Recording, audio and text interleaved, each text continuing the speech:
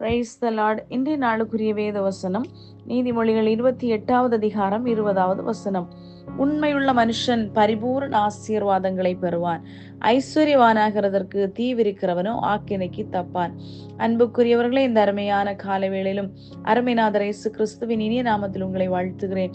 கர்த்தர் தந்த அருமையான வசனத்திற்காக நன்றி செலுத்துவோம். பாருங்கள், உண்மையுள்ள மனிதன் பரிபூரண ஆசீர்வாதம். காரணம், கர்த்தருடைய வேதம் இப்படியாய் சொல்லுகிறது, கர்த்தருடைய ஆசீர்வாதமோ ஐஸ்வர்யத்தை தரும், அதனோடு ஒரு நாளும் நமக்கு வேதனையை தருகிற ஒரு தேவன் அல்ல. நம்முடைய வாழ்க்கையிலே கர்த்தர் அனுமதித்தது எல்லாம் நன்மைக்காக மாத்திரம் நம்முடைய வாழ்க்கையிலே அனுமதிக்கிறார். ஆனால் பல நேரங்களிலே நம்முடைய ஆசை எதை பற்றி இருக்கிறது? உங்களுடைய ஆசையும் என்னுடைய ஆசையும் கர்த்தருடைய கட்டளைகளையும் கற்பனைகளையும் அவருடைய வேத வசனத்தையும் நாம் தியானிப்போம் என்றால் அதனுடைய ஆசீர்வாதம் மிக பெரியதாய் காணப்படுகிறது. அதனோடு ஒரு நாளும் கர்த்தர் வேதனையை நமக்கு அனுமதிக்க மாட்டார்.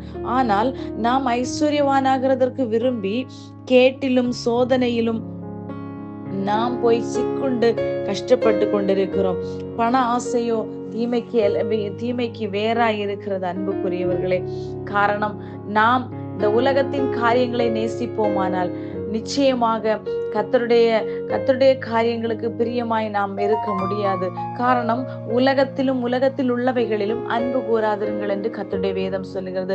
உங்களுடைய என்னுடைய வாழ்க்கையிலும் இன்று இருக்க வேண்டிய முக்கியமான காரியம் தேவ ராஜ்யத்தையும் இல்லை என்றால் பரலோக ராஜ்யத்தையும் அந்த பரலோக தேவனையும் நாம் வாஞ்சிக்க வேண்டும். காரணம், அவர் நமக்காய் ஜீவனை தந்து கடைசி சொட்டு இரத்தத்தையும் சிந்தி நம்மை மீட்டிருக்கிறார். பாவத்திலிருந்து சாபத்திலிருந்து எங்கேயோ அழிந்து போக வேண்டிய நம்மை மீட்டெடுத்த அவருடைய அன்பின் கரத்திற்குள்ளாய் நீங்கள் இருக்கும்போது எந்த பாவ வாழ்க்கையும் உங்களை தொடுவதற்கு கர்த்தர் அனுமதிக்க மாட்டார். இன்றைக்கு நாம் உணர்வடைவோம், கர்த்தருடைய சமூகத்திலே காத்திருப்போம். கர்த்தாவே, நீங்க தருகிற பரிபூர்ண ஆசீர்வாதம் போதும் என்ற மனதுடனே கூடிய தேவ பக்தியே சிறந்த ஆதாயம் என்று சொல்லப்பட்டிருக்கிறது.